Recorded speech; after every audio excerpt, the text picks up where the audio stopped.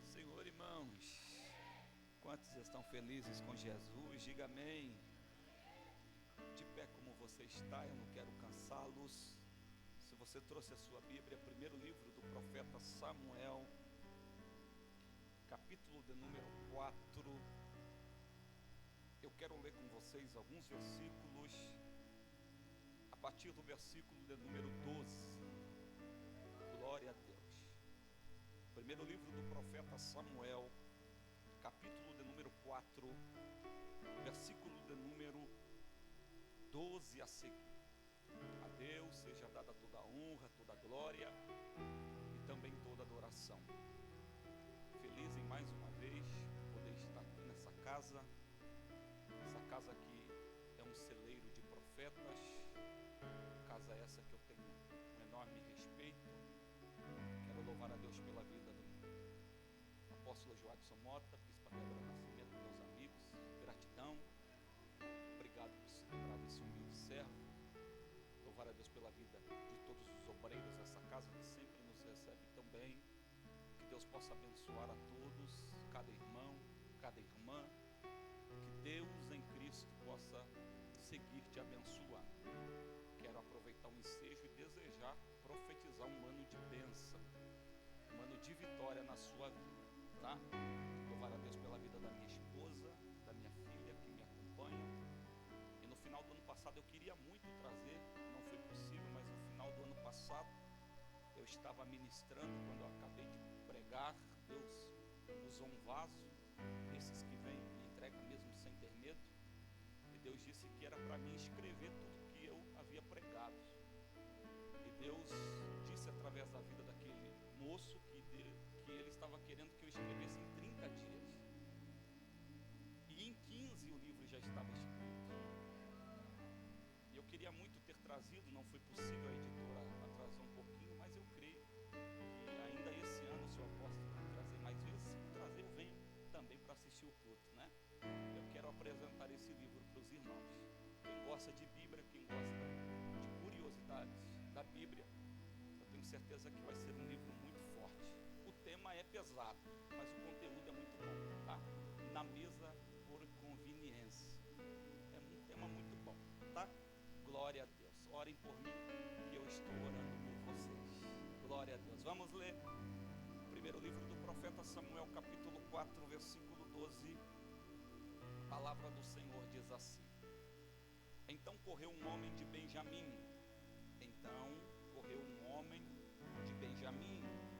Saído das fileiras, e no mesmo dia chegou a Siló. Trazia rasgadas as vestes e pó sobre a sua cabeça. Quando chegou, Eli estava sentado numa cadeira ao pé do caminho, olhando como quem espera, porque o seu coração estava tremendo pela arca de Deus. Depois de entrar o homem na cidade e dar as novas, toda a cidade trombeou em gritos. Eli, ouvindo os gritos, perguntou: que alvoroço é esse? Então se apressou o homem e vindo deu a notícia a ele. Era Eli da idade de 98 anos, os seus olhos tinham cegado e já não podia ver. Disse o homem a Eli: eu sou o que saí das fileiras e delas fugi hoje mesmo. Perguntou-lhe Eli: que sucedeu com os meus filhos? E respondeu o moço, o que trazia as novas: Israel fugiu de diante dos filisteus. Houve grande morticínio entre o povo, ou mortandade, e também os teus 2 filhos, Ofni e Finéias, foram mortos, e a arca de Deus foi tomada. Ao fazer ele menção da arca de Deus, caiu Eli da cadeira para trás, junto ao portão, e quebrou-lhes o pescoço, e morreu, porque já era um homem velho e pesado, e havia ele julgado a Israel 40 anos. Estando a sua nora, a mulher de Finéias, grávida e próximo ao parto, ouvindo essas novas, de que a arca de Deus fora tomada, de que seu sogro e seu marido morreram, encurvou-se, deu à luz, porquanto as dores lhe sobrevieram. Ao expirar, disseram as mulheres que assistiam: não temas, pois tiveste um filho. Ela, porém, não respondeu nem fez caso disso, mas chamou o menino de Icabode, ou Icabô, dizendo: foi-se a glória de Israel. Isto ela disse porque a arca de Deus fora tomada, e por causa do seu sogro e de seu marido. E falou mais: foi-se a glória de Israel, porque foi tomada a arca de Deus. E você diz comigo amém. Tome seu assento, obrigado. Glória a Deus. Me empreste, por favor, a sua atenção, sua mente, seu coração. Eu quero compartilhar o que Deus tem colocado no meu coração. Pastor Luiz, prazer revê-lo. Antes de entrar no relatório ou na notícia desse homem de Benjamim, eu preciso lhe mostrar através da palavra o que estava acontecendo em Siló, o que estava acontecendo em Israel. Eli era o juiz de Israel. E com o passar do tempo é nítido no texto que Eli vai perdendo a mão, ele vai perdendo o controle da situação concernente aos seus filhos. Com o passar do tempo, ele vai deixando aquilo que era anormal se tornar normal, aquilo que era incomum se tornar comum. Ele vai fazendo vista grossa para aquilo que os seus filhos faziam, e faziam dentro do templo. Eli, sumo sacerdote, homem de respeito, um líder nato, durante muito tempo ele esteve ali oferecendo sacrifícios, sendo a referência espiritual daquele povo. Agora ele está deixando com que a casa de Deus, o lugar santo, se tornasse um lugar profanado pelos seus filhos. E o texto é triste porque o retrato da situação que estava acontecendo na casa de Eli é o retrato da nação de Israel. Porque assim como Eli via os seus filhos fazendo coisas erradas e não se importava, a Bíblia diz que o povo também fazia as mesmas coisas, porque o povo se espelha no líder. Uma vez que o líder está permitindo que os seus filhos profanem a casa de Deus, façam o que bem entende, o povo acredita que eles podem fazer também o mesmo. E agora a nação está se afastando de Deus. Esse é o retrato do capítulo de número 4. Só que não começa no capítulo 4, começa lá no capítulo 1. Porque lá no capítulo 1 tem uma mulher adorando a Deus. Está escrito que ela não tem palavras, ou melhor, ela deixa de utilizar palavras para chorar. Ela está balbuciando palavras, porque ela está aflita. Tudo que ela deseja, tudo que ela quer é um filho. Eli vai ver aquela mulher chorando. Perceba que ele não caiu aqui no capítulo 4. Ele já vem caindo há um bom tempo. Porque lá no capítulo 1, ele vai ver Ana chorando e ele vai julgar ela. Vai dizer que ela está bêbada. Vai dizer que aquele lugar não era adequado para ela estar. Que ela não podia fazer daquele jeito, reagir daquela forma. Perceba que ele já não tem mais a mesma visão espiritual. Ele está confundindo bagunça com espiritualidade. Espiritualidade com bagunça. Ele não está conseguindo discernir o que é espiritual e o que é carnal. Porque se ele tem a mesma visão, ele vai reagir diferente. Porque não dá para calar alguém que está adorando. Não dá para silenciar alguém que está adorando. E ele deveria entender que uma pessoa que adora, ela resolveu adorar a Deus daquela forma, reagir daquela forma, fazer daquela forma, seja chorando, seja cantando, seja dançando, seja levantando a mão, seja rodando. Aquela foi a forma que ela escolheu para adorar a Deus. Só que ele não percebe, ou não tem mais a percepção, a sensibilidade. No capítulo 1, versículo 17, ele vai julgar Ana. No capítulo de número 2, vem a Bíblia e diz no versículo 29, que ele honrava mais aos seus filhos do que ao próprio Deus. Perceba que ele vai decaindo, vai decaindo, vai decaindo. E a nação de Israel também vai decaindo. Deus vai olhar para o trono, Deus vai olhar para a nação de Israel, vai olhar para a sua casa, vai ver a situação e vai levantar um profeta. No capítulo 2, versículo 27, esse profeta anônimo vem até Eli e ele diz, ele profetiza que a mão de Deus vai vir contra ele. No versículo 30 do capítulo 2, esse profeta diz: eu honro aqueles que me honram, mas eu desprezo aqueles que me desprezam. Aí ele vai dizer mais, no versículo 35, eu já escolhi alguém para o seu lugar. Eu já escolhi um novo sacerdote. A profecia contra a sua casa é essa: eu vou quebrar o teu braço. Capítulo 2, a partir do versículo 27. Eu vou quebrar o teu braço. Você não vai liderar mais. Você não vai estar mais à frente do meu povo. Vou acabar com tua casa. Já escolhi alguém. Perceba, esse alguém está dentro da sua casa, ouvindo uma voz que ele não ouve. Esse alguém está na sua casa, ouvindo Deus chamar o seu nome: Samuel, Samuel, Samuel. Deus insiste com ele. Quando Samuel vai até Eli dizendo: eu estou ouvindo alguém me chamar, aí Eli percebe, é Deus que está chamando ele.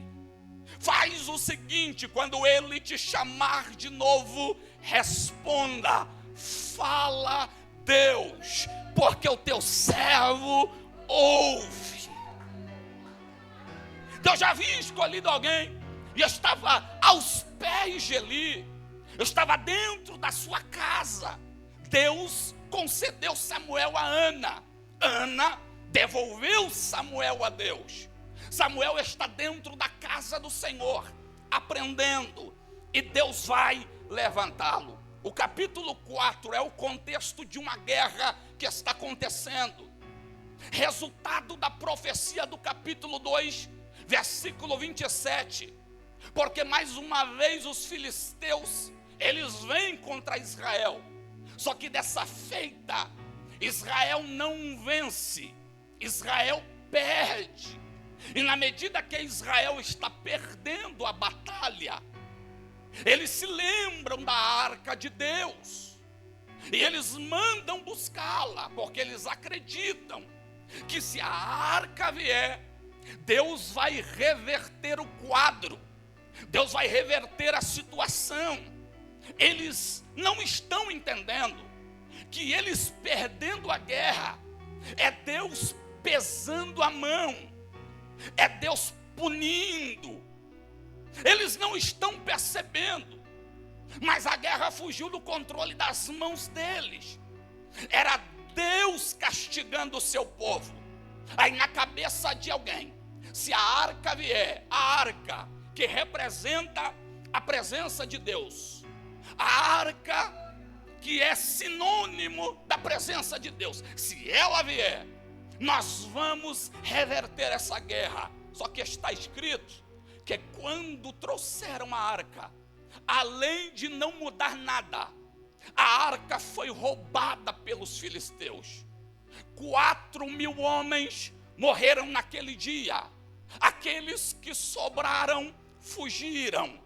E a arca, o objeto sagrado do santo do santo, foi levado pelos inimigos. É nesse interim que aparece esse homem, que a Bíblia o chama de o homem de Benjamim. Ele sai correndo em meio à guerra, em meio ao caos, rasga as suas roupas, pega cinzas e joga sobre a sua cabeça. E ele vem correndo, gritando em Siló: acabou, acabou, acabou, perdemos a guerra, a arca foi levada, perdemos a guerra e a arca foi levada. E está escrito no texto que lemos, que quando as pessoas ouviram o relato, todas gritaram também. Então tem um grito em Siló. E qual é o grito que está sendo ouvido em Siló? Perdemos a guerra e perdemos a presença. Perdemos a guerra e perdemos a presença. Eli que está sentado na cadeira, que não tem mais a visão, mas consegue ouvir. Está escrito que uma vez que ele ouve, ele pergunta o que é que está acontecendo.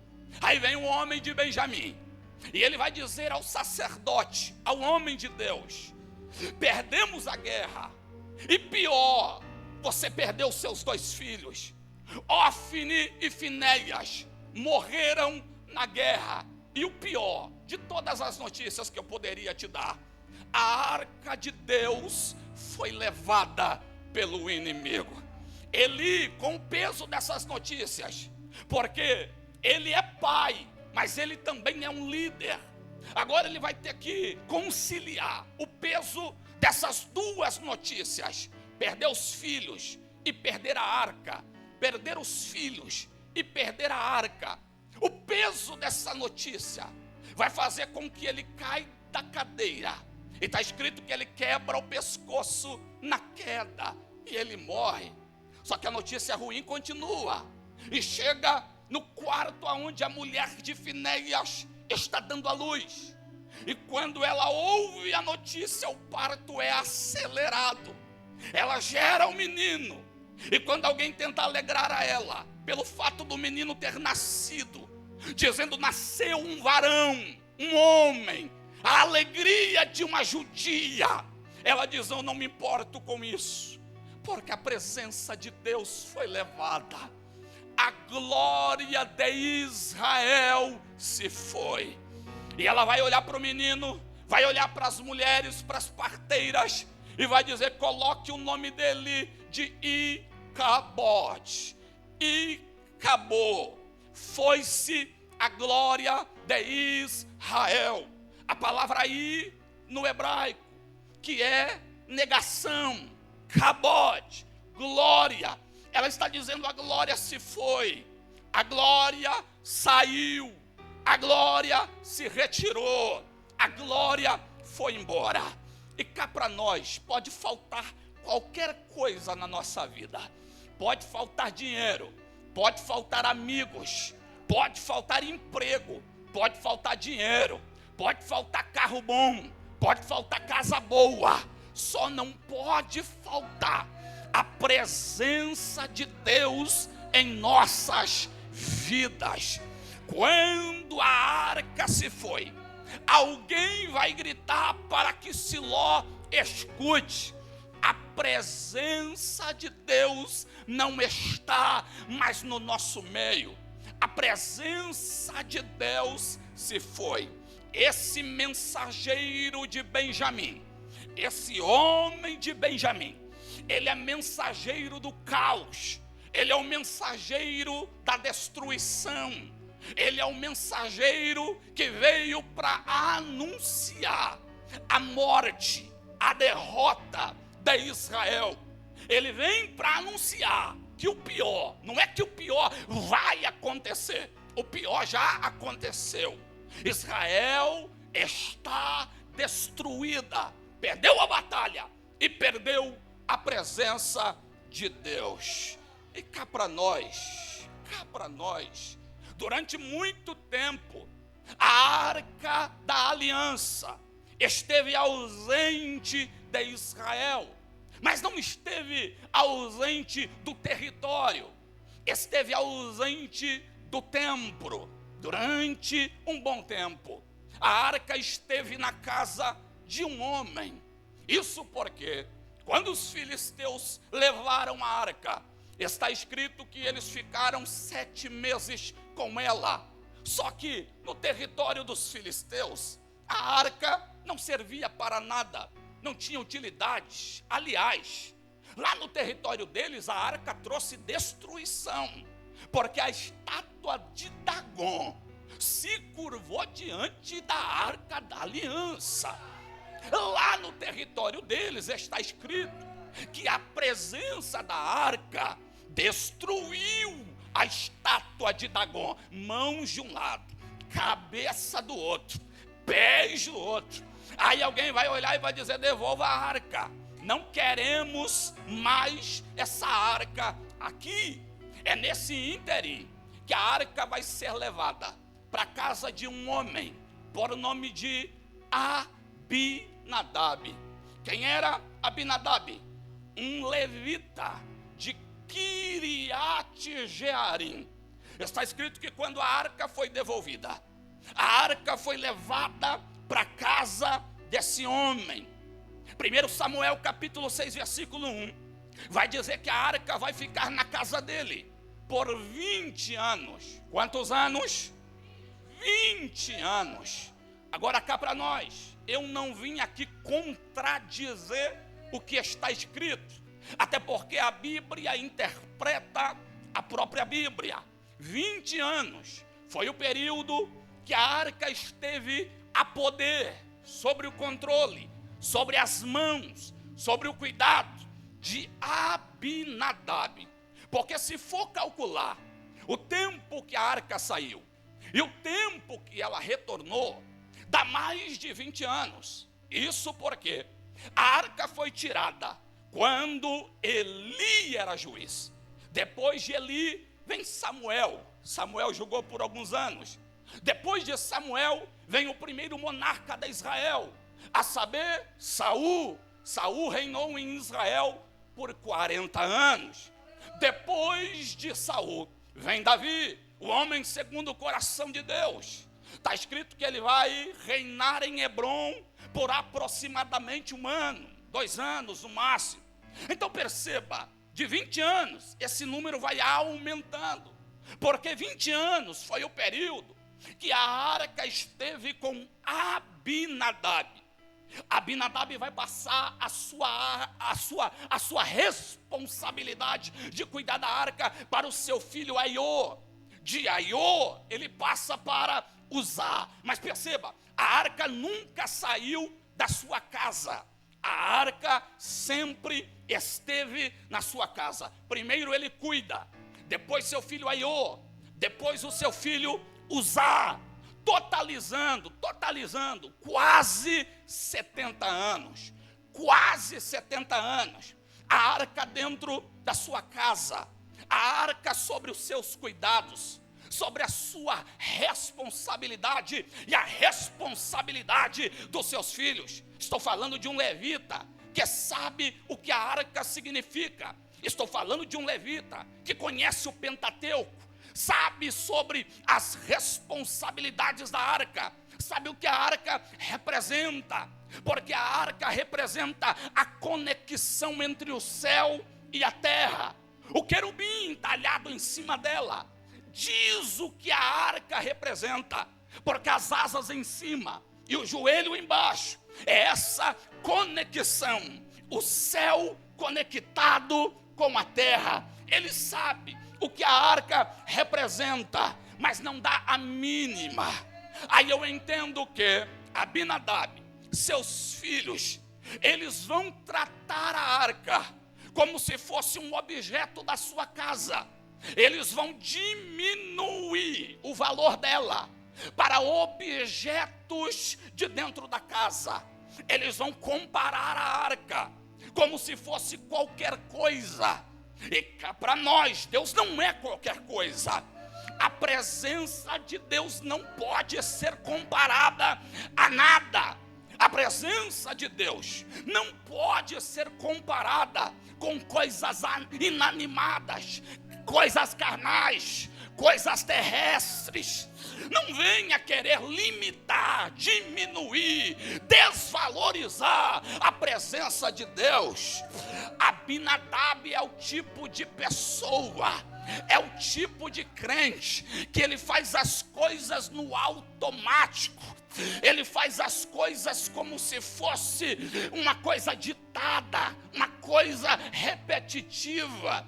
Abinadab é o tipo de crente que ele faz o seu culto, mas é aquele culto metódico, é aquele culto cansativo, é alguém que não sabe o que é entrega, não sabe o que é adoração, não sabe o que é você entregar a ele o seu melhor, diferente de Obed-edom. Porque quando a arca entra na sua casa, está escrito que ele vai reverenciar, está escrito que ele vai centralizar, está escrito que ele vai colocar a arca como centro da sua casa. Por que será que no primeiro amor a gente busca a presença de Deus? Aonde fala que tem profecia, que tem revelação, que tem Deus, que tem poder, tem gente indo, mas com o passar do tempo, parece que a gente não dá mais importância à presença, não quer buscar a Ele do mesmo jeito que buscava anteriormente, não quer servir a Ele com a mesma entrega de antes, não quer adorar a Ele como adorava antes. Porque será que com o passar do tempo nos tornamos como Abinadab? Servir a Deus se torna uma prática cotidiana. Servir a Deus, vir para o culto, se transforma numa rotina. Deus está procurando alguém aqui nessa noite que entenda a oportunidade de entrar na presença de Deus. Não é só mais um culto, não é só mais um domingo, não é só mais um dia, é a oportunidade de entrar na presença do Altíssimo.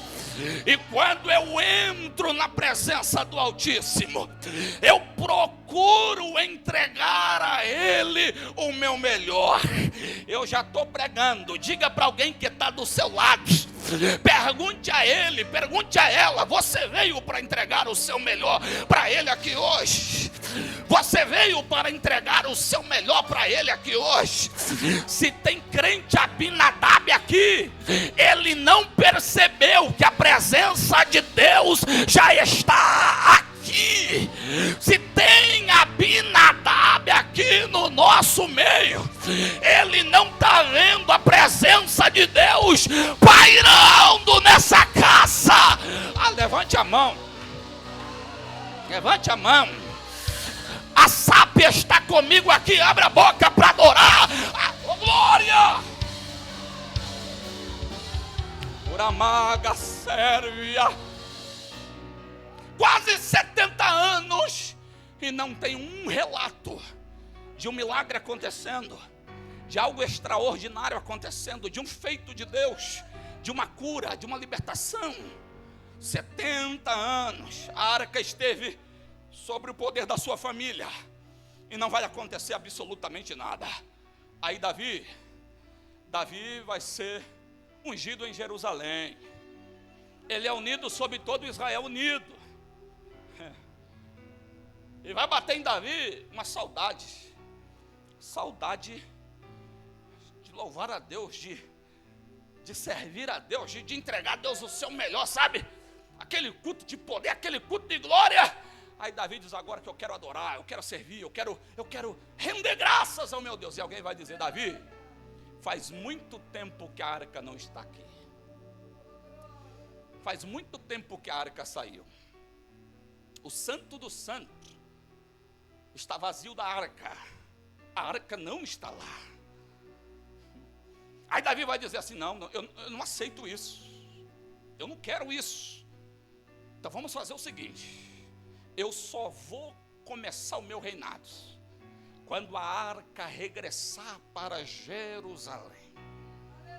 Eu só vou começar a reinar quando a arca estiver aqui. Se não tiver arca, se não tiver presença, eu não reino. Eu só vou reinar se a presença voltar. Vá buscar. Eu não sei como é que vocês vão fazer, mas busque, traga ela. Aí alguém tem a brilhante ideia: o rei tem pressa, o rei quer fazer um culto de gratidão a Deus, então tem que vir rápido. então tem que acelerar.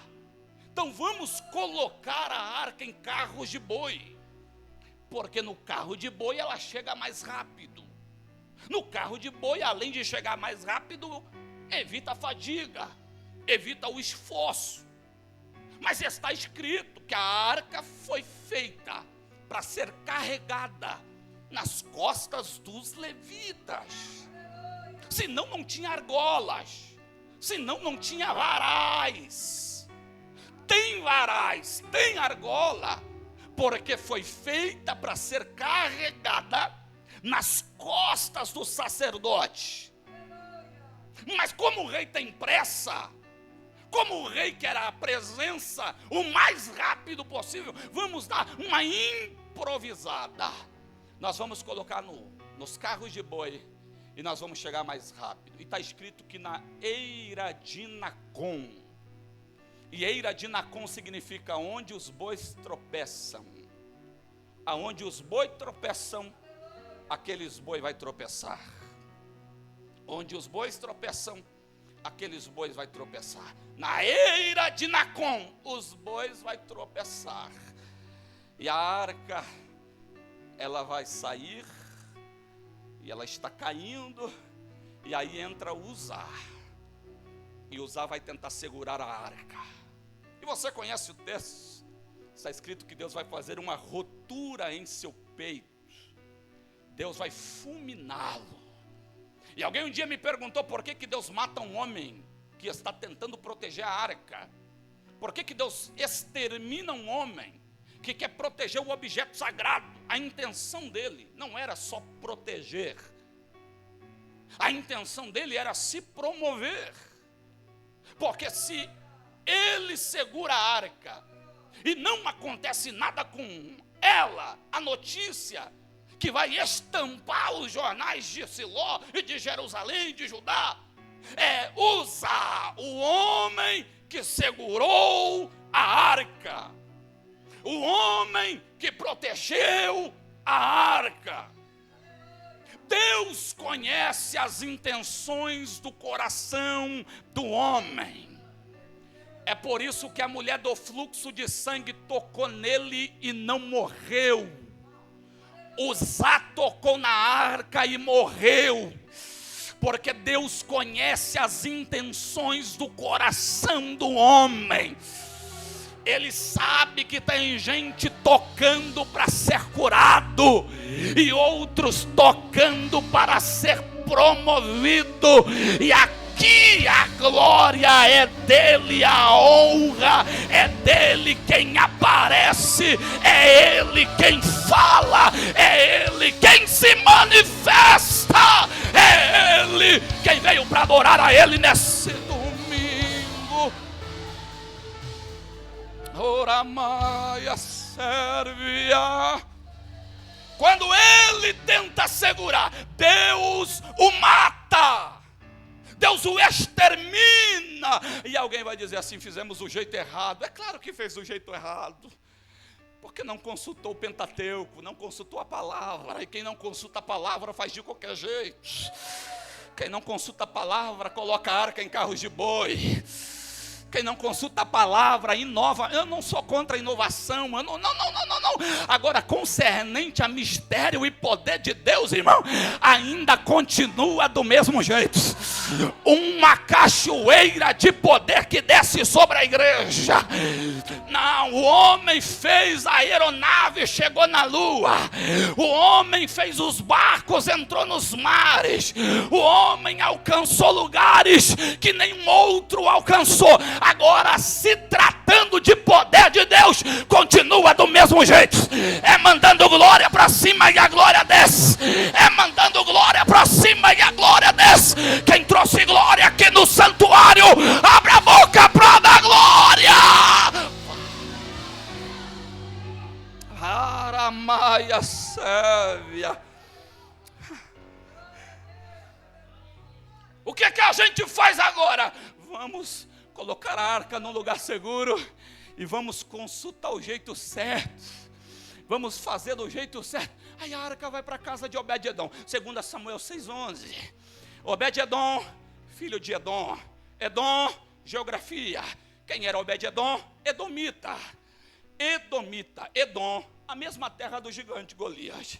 Ele era visto como um inimigo. Ele era visto como alguém que estava em Israel, mas não era de Israel. Ele era visto como um traidor. Ele tem o mesmo sangue dos filisteus. Ele é da mesma linhagem dos filisteus. Aí a arca vai para a casa dele. Quando a arca entra na sua casa, eu amo a Bíblia por causa das suas riquezas de detalhe. Porque quando a arca entra, está escrito, 2 Samuel 6,11, que Deus o abençoou. Mas o abençoou tanto, que foi do alto da cabeça até as plantas dos seus pés. Quando a arca entra na casa dele, mas eu não sou levita como Abinadab, eu não canto bem como Abinadab, eu não tenho o título que ele tem, eu não tenho o nome que ele tem, eu não tenho o cargo que ele tem, eu não tenho a posição que ele tem, mas a presença de Deus não está vinculada a cargos, a presença de Deus está vinculada ao coração do homem. Aonde tiver desejo, tem presença. Aonde tiver desejo, você veio para receber a presença dele. Você veio, aleluia. Abinadab, o homem que abriu a porta da sua casa para a arca, para a presença, e ele valoriza tanto,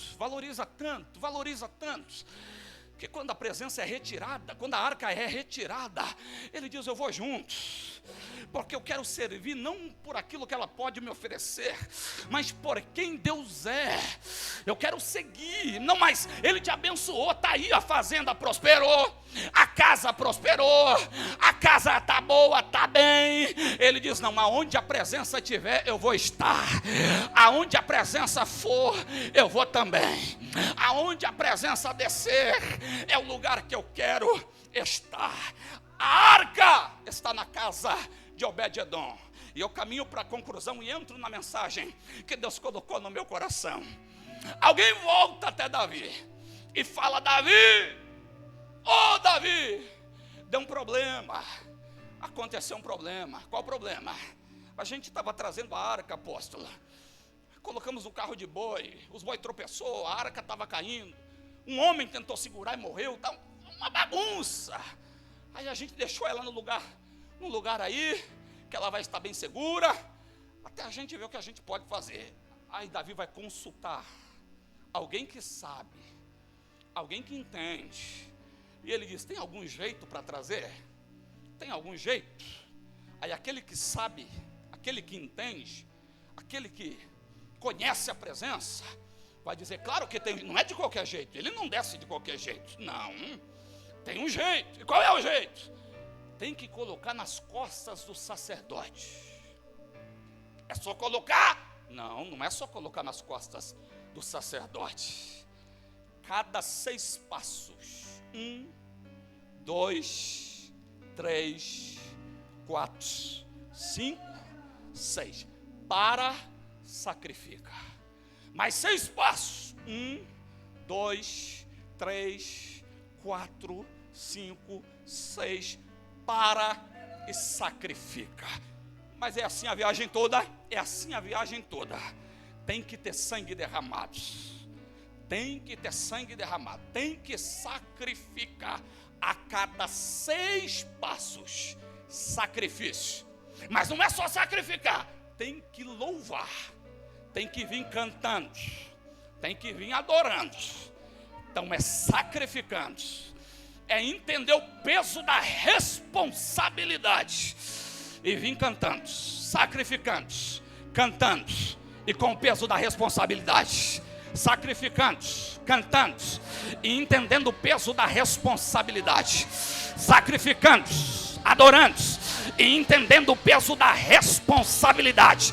A presença de Deus não desce sobre qualquer cabeça.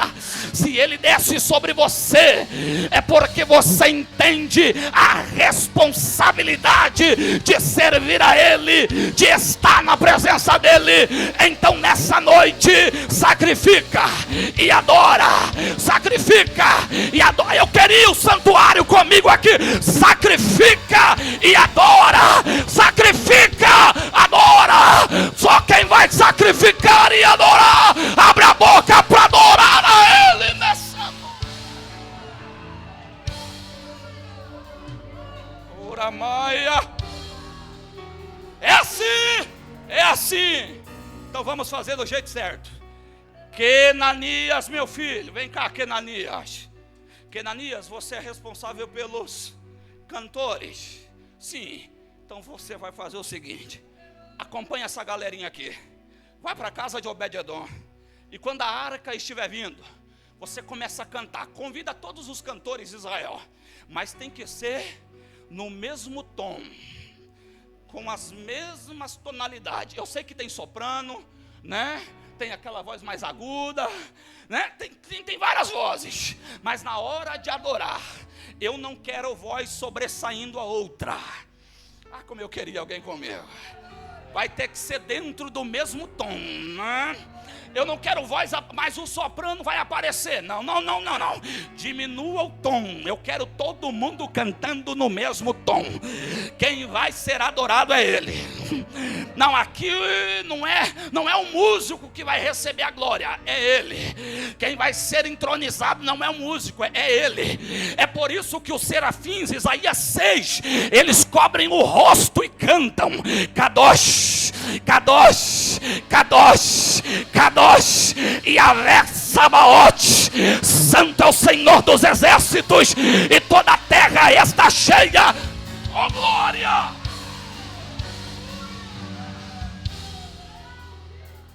Asaf, oi, você é responsável pelos instrumentistas? Sim, então tá bom, convida todo mundo. Quem toca harpa, quem toca tamborim, convida todo mundo. Mas vai ser no mesmo tom, vai seguir a mesma melodia. Não precisa fazer arranjo, não precisa aumentar, fazer uma gracinha. Eu sei que é bom, mas agora não. Vai ser no mesmo tom, vai seguindo o mesmo tom. E você, Jadiel? Eu tenho uma missão para você, Jadiel. E qual é a missão? Você vai organizar os passos. Como assim organizar os passos? Porque eu quero todo mundo no mesmo ritmo. É 1, 2, 3, 4, 5 e 6. Não estou entendendo. Vai ter gente que vai querer acelerar o passo. Jadiel, todo mundo vai ter que andar no mesmo ritmo. Vai ter que dar os mesmos passos. Onde chega um, chega todos. Onde um pisa, todos pisam. O problema é que estamos vivendo uma competição. Quem vai chegar primeiro? Quem vai pisar primeiro? Oh, eu vou entregar tudo. E aqui a glória sempre será. Ah, eu queria alguém comigo. Pega na mão de quem está do seu lado. Pega. Diga: você vai chegar onde eu chegar. Diga: você vai pisar onde eu pisar. É profético. A unção que está na minha cabeça está na tua cabeça. Oh, glória. A presença que está comigo está contigo. Vem comigo no glória. Vai, santuário. Vai, santuário, aumenta o barulho do glória.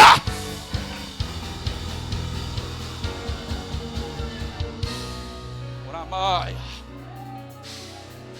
Kenanias, Asaf, Jadiel, vamos buscar a arca. Tragam a arca. E eu encerro agora a parte mais linda. Entram na casa de Obed-edom. Os levitas colocam a arca nas costas. E eles vêm, 6 passos, 1, 2, 3, 4, 5 ou 6, sacrifício. Se tem sacrifício, tem sangue. Se tem sacrifício, tem. Se tem sacrifício, tem. Só que não dá para limpar o sangue. Então o que eu faço? Eu continuo andando e sacrificando. Cada 6 passos, sacrifício. Se tem sacrifício, tem. Se tem sacrifício, tem sangue. Mais 6 passos, sacrifício. E assim vai até chegar em Jerusalém. De modo que quem olhasse de cima ia ver uma marca de sangue da casa de Obed-edom até Jerusalém. Um rasto de sangue é visto, e esse rasto chega ao monte mais alto de Jerusalém. Um rasto de sangue. Eu disse que o moço de Benjamim veio trazer o caos, trazer a destruição. Ele veio para avisar que além de Israel perder uma guerra militar, a presença havia ido embora. A arca, que simbolizava a presença, havia ido embora. Esse mensageiro de Benjamim, o homem de Benjamim, ele aparece na história para ser o mensageiro do caos. Só que aí Israel acha que pode consertar, porque se o mensageiro de Benjamim trouxe essa notícia de destruição, podemos escolher alguém de Benjamim para mudar essa situação, para mudar isso. Está escrito que o povo vai escolher a Saul. E olha o texto, eu amo a Bíblia por causa das suas riquezas de detalhe. O texto vai dizer: o homem de Benjamim veio procurar as jumentas do seu pai que havia perdido. E quando o povo olha para ele, enxerga ele como rei, vê potencial nele. O profeta é usado por Deus, a unção cai sobre a sua cabeça. Só que esse homem de Benjamim, além de não corrigir o erro que foi cometido, ele leva Israel para uma situação ainda pior. Esse primeiro homem traz uma notícia de destruição. E pior, ou o pior as pior das notícias, a presença de Deus se foi. Aí eles escolhem alguém da tribo de Benjamim para tentar mudar a situação, e esse alguém só piora. Aí vai aparecer alguém da tribo de Judá e vai dizer assim: eu preciso mudar essa situação. Como eu queria alguém comigo. O homem de Benjamim não deu certo, vai ser alguém de Judá. E Judá aparece na Bíblia como leão, porque Gênesis 49, verso 9 está escrito que Jacó vai olhar para o seu filho Judá e vai dizer: você é um leão que ruge no meio desse caos, aonde a presença de Deus não está mais no meio do seu povo. Vem um homem da tribo de Judá dizendo: a presença de Deus vai voltar, a presença de Deus vai retornar, Deus vai dar um jeito nessa situação. Davi é o leão de Deus que aparece rugindo no cenário bíblico.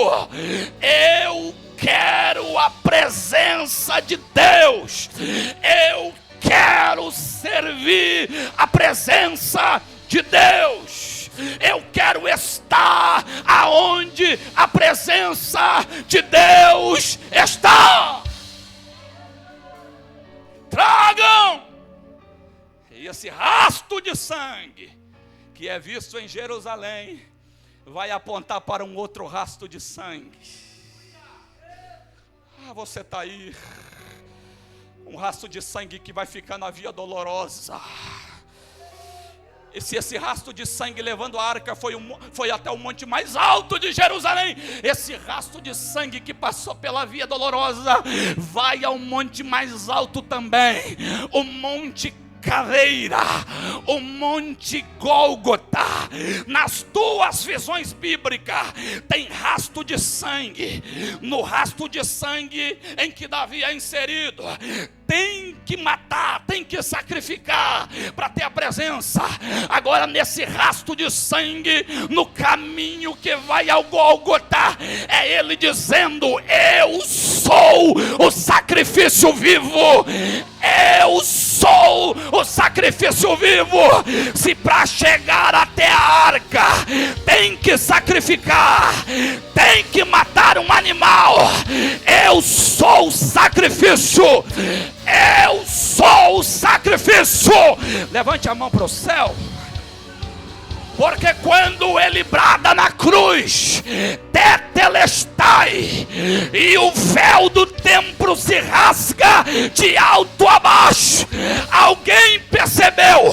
A arca não está mais lá, a arca não está lá, porque a arca aponta para Jesus Cristo. Ele. Eu não sei quem vai pegar, porque hoje a presença habita dentro de você, a presença está em você. Levante a mão, vai, levante. Você veio adorar a Ele. Você veio glorificar a Ele, veio. Como eu queria alguém comigo aqui. Oramai, Assúria. Davi, o homem de Judá. O homem que trouxe a arca de volta para Jerusalém. E Jesus não poderia ter vindo de outra, senão da tribo de Judá. Oramai, Sérvia. O leão que ruge. O leão que ruge. Quando a arca volta, eu encerro agora. Está tudo sincronizado. Andando nos mesmos passos, cantando dentro da mesma melodia, tocando a mesma música. Aí vem Davi, apóstolo, encerra agora, fechei a Bíblia. Aí vem Davi, bispa, ele vai tirar sua roupa real, vai tirar a coroa da sua cabeça, e ele vai dizer: chega de protocolo. Não precisa de protocolo, não precisa de formalidade. Ele arranca a sua roupa real, está escrito, ele vem dançando, ele vem dançando, há uma alegria no seu coração, há uma satisfação, uma realização. Ele vem dançando, dançando, dançando. Aí alguém que está nos muros de Jerusalém, os sentinelas, vão olhar, vão ver uma caravana se aproximando, mas não vão ver o rei. E a autorização é: abra quando vê o rei. Eles não estão vendo o rei, porque Davi está sem a roupa real, Davi está sem a coroa. E quando ele chega na entrada de Jerusalém, aí se cumpre o Salmo 24. Ele vai gritar para os sentinelas: levantai, ó portas, as vossas cabeças, levantai, ó portais eternos, para que entre o Rei da Glória. Alguém vai gritar: quem é esse Rei da Glória? E Davi vai dizer: o Senhor dos Exércitos